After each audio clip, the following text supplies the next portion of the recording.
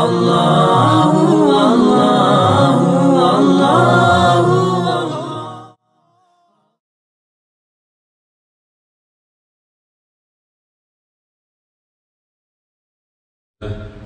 wassalamu ala Rasulillah wa ala alihi wa sahbihi wa ala. Asyhadu an la ilaha illallah wahdahu la syarika lah wa asyhadu anna Muhammadan abduhu wa rasuluh. Qala Allah ta'ala ya ayyuhalladzina amanu taqullaha haqqa tuqatih wa la tamutunna illa wa antum muslimun. Amma ba'd. Judul saya Ta'un.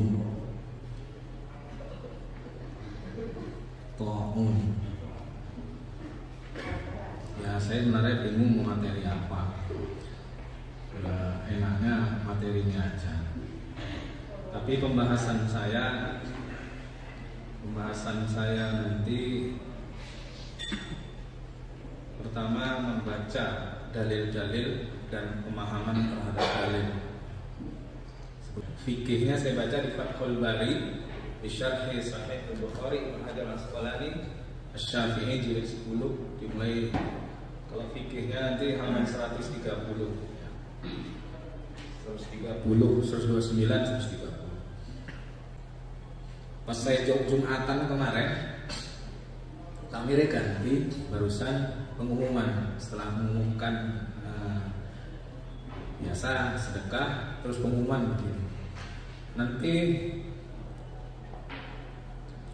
habis sholat jangan salaman ya.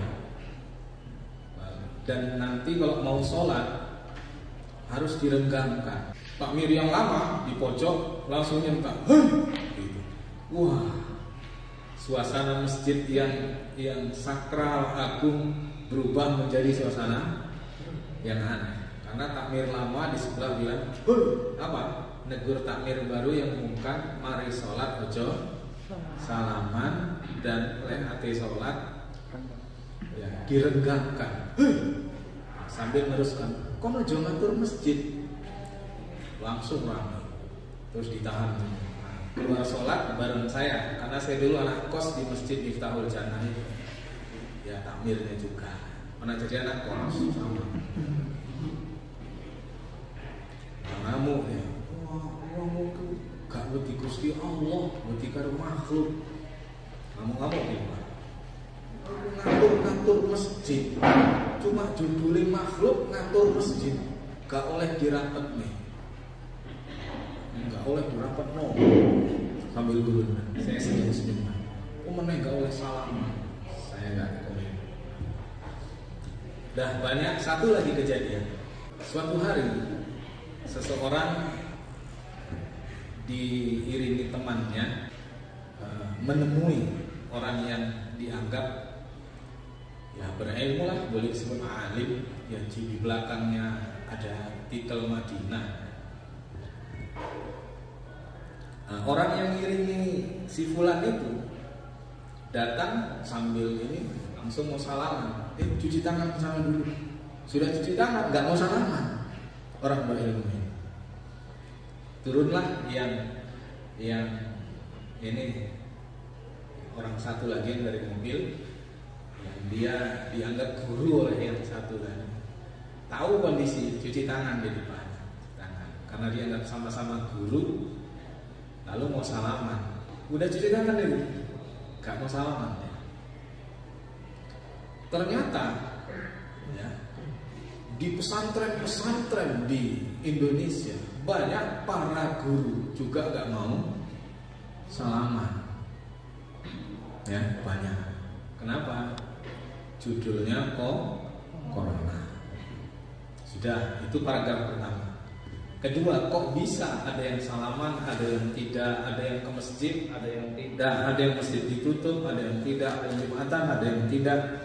Ya pastinya dengan anjuran surat dari ini dan sebagainya. Kok bisa muncul seperti ini? Nah, ini karena di sini adalah suasana sekolah, ya, suasana edukasi, pendidikan, termasuk ya, taklim, tarbiyah juga. Sebenarnya ini disebabkan sains. Yang menjadi transportasinya namanya medsos. Para ulama juga berfatwa hanya mendengar sains. Nyambung? Mari kita buktikan. Kayak Rinso zaman 70-an, Rinso memberikan bersihkan paling bersih. Mari kita buktikan. Yuk kita buktikan. Pertama, apa itu corona kan nggak disepakati dia virus atau cuma mikroorganisme. Masih nggak disepakati. Ya begitulah sains yang sifatnya relatif, skeptis. Saya penggila sains. Tapi saya paling benci sama sifat yang mendahulukan sains daripada sunnah. Penggila, saya kalau bikin penelitian mungkin di luar inilah. Misalnya, apa itu corona? Gak disepakati kan? Virus atau cuma jamur? Gak disepakati. Nah, lalu dikembangkan oleh pakar ini pembicaraannya. Jadilah fatwa yang mengatakan itu virus dengan begini-begini. Saya nggak mau ngomong karena saya nggak suka begini. Akhirnya fatwa dimanapun muncul karena pemahaman ulama terhadap corona dari saintis. Jadi saintis yang satu, yang sebagian dianggap biasa karena disebut corona adalah virus yang terus yang penyebarannya begini, ulama membuat fatwa. Saya nggak mau bilang ulama itu sudah tabayun atau tidak, sudah diskusi atau tidak. Saya tidak mau mengatakan, tidak mau memaksa begitu. Tapi keluarlah fatwa, nggak di negeri ini, nggak di Indonesia. Jadi apalagi ada media, ada transportasi. Saya anggap jalannya ini transportasi. Ada namanya medsos. Kalangan menengah ke atas disepakati semua. Karena berpikirnya yang sifatnya sains. Orang kampung nggak kepikiran menemangan apa. Sudah saya teliti. Karena sampai detik ini saya membagikan sembako. Meliti. Mereka nggak mikir mau ada corona, nggak penting. Yang penting kalau yang punya duit kan which pertanyaannya, makan yang mana? Ayyatuhanul akul. Which one? Kalau yang nggak punya pertanyaannya what? You understand? Jadi mana itu Oppo sing dipangan, bukan HP Oppo ya. Oppo itu Oppo-san, karena pemiliknya dari Apple. Bukan Oppo Jowo, Oppo-san. Makanya nggak mikir tuh orang bawah. Inilah fenomena.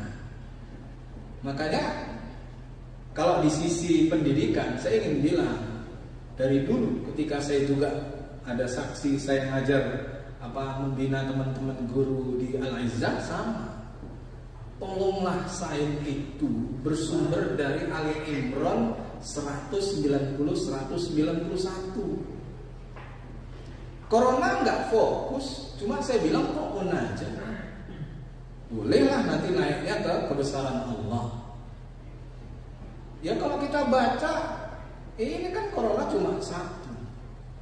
Maksud saya tadi apa? Cuma saintis yang membesarkan, dan sifat medik adalah preventif. Medik itu suka berpikir preventif. Maka mereka nggak sama. Contoh yang baru melahirkan ini pasti dirobek, krek gitu. Nggak apa-apa saya bilang begini. Yang baru melahirkan itu pertama kali kan dianggap masih kecil. Nah, dengan preventifnya nanti terjadi krek begitu kan habis itu dijahit gitu kan. Pertanyaannya dibutuhkan nggak? Kata mereka dibutuhkan. Nggak usah pakai sains, di mana-mana ada orang melahirkan biasa aja. Paham? Harusnya sains yang bersumber dari reality, waqi'ah, yang bersumber dari reality, waqi'at, kejadian-kejadian, itu tidak menggunakan sebelah mata. Maka saya bilang sains itu relatif. Karena yang satu pakai pandangan ini, sisi point of view ini, yang satu point of view ini. Coba ke bidan-bidan yang jujur atau dokter kandungan, misalnya ada doktoral UNBRA kebidanan, datang ke rumah saya, mengunjungi anak saya, katanya Ustaz anaknya lahir yang 8 ya. Saya dengar ditangani sendiri sampai bersih, sampai darahnya ricik ya. Saya tanya, ada kelirunya semua, yang justru saya yang harus belajar dari dalil. Dia bilang S3 kebidanan, bukan S1 ya, S3. Dia tanya, kenapa Ustaz begitu berani sekian anaknya ditangani